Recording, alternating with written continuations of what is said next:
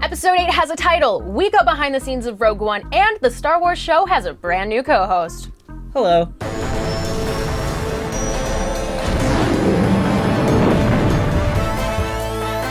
This week on the Star Wars show, Andy sits down with Rogue One executive producer John Noll, the first installment of Pablo Idalgo's Rogue Reports, and much, much more. Now, from the Lucasfilm headquarters, it's the Star Wars show. Hello and welcome to the Star Wars show. I'm Andy Gutierrez. And I'm Anthony Carboni, and I gotta say, I'm super excited to be hosting a show with you again. Me too. It's gonna be really nice working together weekly instead of just, twice a year during massive high-profile events with huge budgets. That is a massive understatement about the budget. Yeah, too late. You already signed. Was that an effect, or is that just bad lights? Budget cuts. Budget cuts, okay. I can't believe you and Peter worked in such a small space for so long. Wide-angle lenses work wonders. And speaking of Peter, since I can telepathically feel the audience typing comments, yes, he is back from the moon and will return to the show from time to time. Is it canon that you're force sensitive? It is now. Let's go to the news! On Monday, Lucasfilm officially revealed the title for Star Wars Episode 8, and it is Star Wars: The Last Jedi. The film, written and directed by Rian Johnson, picks up right where The Force Awakens left off, with Rey presenting Luke Skywalker his long-lost lightsaber. Star Wars: The Last Jedi will hit theaters December 15th. You know, that title's a little ambiguous. Yeah, and red. Hey, Jedi is the singular and plural form of Jedi. I wonder what that means. Well, 325 days to figure it out. Mysteries! In comics news, Marvel released 2 brand new covers this week. The first is for Darth Maul #3, written by Cullen Bunn, with cover art by Raphael Albuquerque. It features 2 fan-favorite bounty hunters, Cad Bane and Aura Singh. Next is Poe Dameron #13, written by Charles Soule, and with cover art by Phil Noto, depicting the handsome cover boy reflected in Captain Phasma's helmet. Both comics will be released this March. Star Wars Pinball has a brand new Rogue One theme table coming next week. The table features 10 story-related game modes and will be available on console and PC January 31st and mobile on February 2nd. In other news, Star Wars Force Arena, the brand new Star Wars PvP arena game, is now available in the App Store and Google Play, and coincidentally, I just bought a battery case for my phone. The game features 60 different Star Wars characters battling up to 50 players online at once across the globe. Check it out, it's rad. I am not just saying that. Academy Award nominations were announced yesterday, and wouldn't you know it, Rogue One picked up a few noms. The first was for David Parker, Christopher Scarabosio, and Stuart Wilson for their sound mixing, and the second nomination went to Mo and Leo, Hal Hickel, Neil Corbold, and John Noll, who will be on our couch in a few minutes to talk more about Rogue One for Best Visual Effects. Congratulations and good luck to all the nominees. And while we're talking about Rogue One, the movie crossed the $1 billion mark at the box office this weekend. And that makes it the highest grossing film of 2016. But wait, there's a segue coming. During the production of Rogue One, we sent Pablo Idalgo to the set to give you a peek behind the scenes in a new ongoing segment that we're calling The Rogue Reports. Segment delivered. Hey, how come you didn't get to go? It's kind of a sore subject.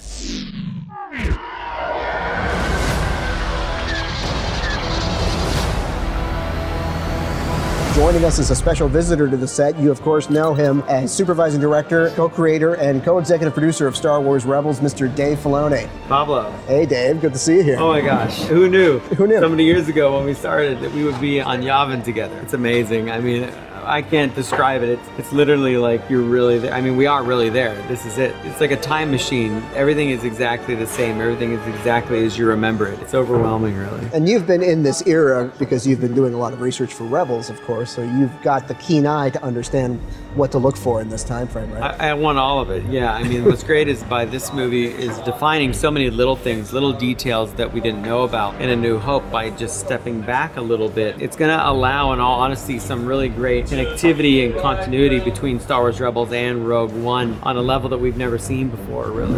And we were just talking about potentially looking at some of the players here, the actors who are playing supporting roles, and just being inspired. Could we potentially see them in Rebels? Absolutely. I mean, we could take any secondary, tertiary character and say you're going to be a star on Star Wars Rebels. That's what it's really about. All the animation that we're really doing at Lucasfilm is designed to really partner and go right with these films. So characters that are in our show will weave into into this, and then their film will weave into ours, and it's all one thing. And that's really unlike any other universe that you see in film and television. Everything is connected, and it's so great to see so much Star Wars being made, and the care and the detail that's going into it. I'll just talk about my experience here to my crew and just tell them that the whole thing is evolving just like Kathy said it was, that Star Wars is getting bigger, the universe is expanding unlike any time in its history, and there's a lot of room to tell stories now, a lot of characters, and we're all really lucky, I think, to be a part of this time. All right, guys, we are kicking the year off with a very special guest. Please welcome to the show ILM's Chief Creative Officer, John Nolл. Hello. Can you tell me a little bit about, your journey to ILM? Well, I was in high school and starting to think a little bit more seriously about what I was going to do with my potential career. And about a year after Star Wars came out, my dad had a Society of Nuclear Medicine conference in Anaheim. So I grew up in Ann Arbor. And he brought my brothers and I along with him. It's my first visit to California. And just on a lark, I picked up the phone book in the hotel room just to see if saw Industrial Light and Magic listed, and it was. So I called up and I said I was a model maker and I was interested in working in the industry. He said, well, why don't you come on down and we'll show you around. You just didn't tell me you were 15. It didn't occur to me that I should. That's awesome. My dad was out there for a professional conference, but loved Dad. The next morning, drove me all the way from Anaheim up to Van Nuys, where ILM was, like 8:30 in the morning, and dropped me off. And then he went off to his conference. So I spent an entire day at ILM. Well, I felt like I'd found my people. Yeah. It's one thing to read about these things in a magazine, but when you witness it in person, you see people that come into work and do this for a living, and I could be one of these people. In addition to being the executive producer on Rogue One, a lot of our fans might not know that you actually developed the story and pitched it to Kathy yourself. How did that go? Yeah, Kathy and Kiri listened very politely to the whole thing, and at the end, Kathy said, well, very good, I'm impressed, thank you for doing that. And I left and didn't hear anything for a while. I thought, all right, well, at least I did it. I always wonder what would have happened if I had. And I got a note from Kiri about a week later saying, we've been talking a lot about this and we may want to do something with it. How long had you been cooking the idea up? Yeah, I always thought that the couple of sentences in the opening crawl of New Hope were intriguing. It was after Kathy came on board and announced this new slate of films that, of course, there was 7, 8, 9 that was going to continue the Skywalker saga. But what was really intriguing to a lot of us here was this idea of doing these standalone stories. And one of the first thoughts was, that idea about the spy mission to steal the Death Star plans could be a pretty good feature. Everyone's talking, obviously, about Tarkin and Leia. But were there any other kind of groundbreaking things that were created for Rogue? One thing that I thought was pretty successful was the use of LED screens. So all our cockpit footage was on set. The sets were surrounded by these giant LED screens, and we prepared computer graphics that represented the environment that the ships were in. I'm sure that makes it a lot easier as an actor to actually have realistic depiction of where you are around you instead of just being in front of a green screen. Yeah, they're looking at a representation of the space battle so their eyes can track a TIE fighter going by.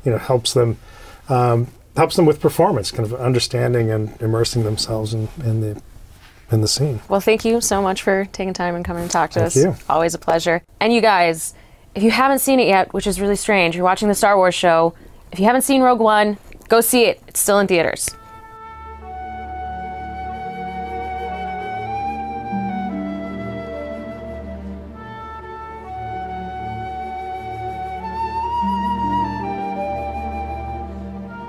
On December 27th, fans mourned the loss of Carrie Fisher. A brilliant actress, incredible writer, and mental health advocate, Carrie was an original and irreplaceable voice in the world. And frankly, the most badass princess/general/rebel trailblazer that we've ever seen. Carrie had a unique ability to bring heart and humor to everything she did. And on a personal note, our limited interactions with her were not only hysterical, but incredibly touching and something neither one of us will ever forget. And even though she may be gone, her message of hope and rebellion will live on for generations. The Force will be with you, Carrie. Always.